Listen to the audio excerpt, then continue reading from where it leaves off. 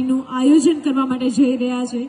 જય માં આશાપુરા ગ્રુપ ભવ્યથી ભવ્ય આયોજન છે બાય બાય નવરાત્રી માટેનું।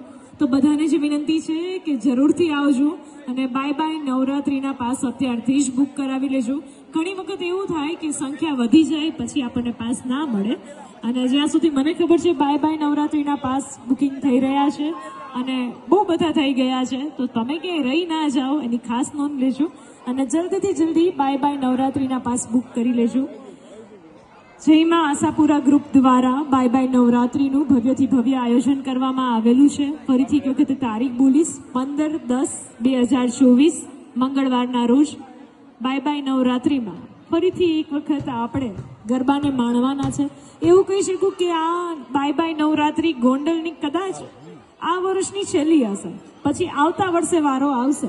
તો બધા જ આ બાય બાય નવરાત્રીમાં જરૂરથી ભાગ લેજો। ધન્યવાદ।